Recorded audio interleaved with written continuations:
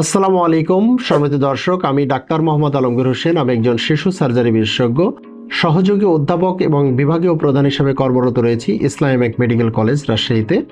এটি রাজশাহীর নওদাপাড়ায় অবস্থিত। এটি একটি পুরাতন বেসরকারি মেডিকেল কলেজ। এখানে নিয়মিত শিশু সার্জারি বিভাগে আমি সেবা প্রদান করে থাকি। সম্মানিত দর্শক, আজকে যে বিষয়টি নিয়ে কথা বলবো সেটি হচ্ছে বাচ্চাদের কিডনিতে পানি জমলে কি কি সমস্যা হয়, বা এই পানি জমার কারণ কি, বা আমরা কি চিকিৎসা দিই। এটা কি ওষুধের মাধ্যমে ভালো হবে না এটা অপারেশনের মাধ্যমে ভালো হবে? সম্মানিত দর্শক, কিডনিতে পানি জমার এই রোগটির নাম হচ্ছে হাইড্রোনেফ্রোসিস। এই ধরনের রোগ অনেকগুলো সমস্যার কারণে হতে পারে। এটি মূলত জন্মগত ত্রুটি থাকে বাচ্চাদের, সেই ত্রুটি থেকে হতে পারে। যদি বাচ্চাদের দেখা যায় যে কিডনির পরে যে অংশ রয়েছে সেটাকে ইউরেটার বলে, এই কিডনির পেলভিস, রেনাল পেলভিস এবং ইউরেটারের এই জাংশনে যদি সমস্যা থাকে, যেটিকে আমরা পেলভিউরেটেরিক জাংশন বলছি, সেখানে সমস্যা থাকলে কিডনিতে পানি জমতে পারে। এছাড়া যদি এই ইউরেটারে কোথাও কোনো ধরনের ব্লাড ক্লট, কোথাও কোনো ধরনের স্টোন, অথবা দেখা যায় যে ইউরেটার অন্য একটি ব্লাড ভেসেলের নিচে চাপা পড়েছে, বা কোনো ব্লাড ভেসেল সেই ইউরেটারকে ক্রস করেছে, সেক্ষেত্রে কিন্তু হাইড্রোনেফ্রোসিস হতে পারে। এর আরেকটু নিচে আসলে ইউরেটার যেখানে মূত্রথলিতে প্রবেশ করেছে সেখানে যদি কোনো ধরনের ঝামেলা হয়, সেক্ষেত্রেও কিন্তু এই ধরনের কিডনিতে পানি জমে।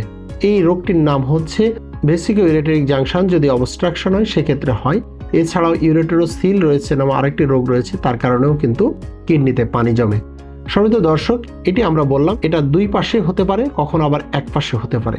আরেকটি গুরুত্বপূর্ণ রোগ সেটি হচ্ছে যে ইউরেটার, যেটি বলছি আমরা বারবার, এই ইউরেটার যদি একটোপিক পজিশনে ব্লাডারে না হয়ে অন্য কোথাও গিয়ে ওপেন করে, সেক্ষেত্রেও কিডনিতে পানি জমে। এছাড়া ডুপ্লেক্স ইউরেটার, ডুপ্লেক্স কিডনি, নানাবিধ সমস্যার কারণে কিডনিতে পানি জমছে বাচ্চাদের। আরেকটি গুরুত্বপূর্ণ জিনিস হচ্ছে যে দুই কিডনিতেই পানি জমছে একসাথে। অনেক বাচ্চায় আমরা পাই যে একসাথে দুই কিডনিতেই পানি জমে যাচ্ছে। সেই রকম একটি রোগের নাম হচ্ছে পোস্টেরিয়র ইউরেথ্রাল ভালভ, অর্থাৎ ব্লাডার থেকে ইউরেথ্রা অর্থাৎ মূত্র নালীর মাধ্যমে পেশাব যেটি বাইরে বেরিয়ে আসবে, সেইখানে যদি পর্দা থাকে, সেক্ষেত্রেও কিন্তু আপনার বাচ্চার কিডনিতে পানি জমবে। অথবা মেটাল স্টেনোসিস, যদি আপনার বাচ্চার যে মূত্র যে দিক দিয়ে প্রস্রাব করে সেই ছিদ্রটা যদি চিকন থাকে, সেক্ষেত্রেও কিন্তু কিডনিতে দুই পাশেই পানি জমতে পারে। সম্মানিত দর্শক, এইরকম সমস্যা হলে আমরা যেখানে সমস্যা সেইখানে অপারেশন করে দিই। এই অপারেশনের মাধ্যমে কিন্তু আপনার বাচ্চা একটি স্বাভাবিক জীবনযাত্রা চালনা করতে পারবে।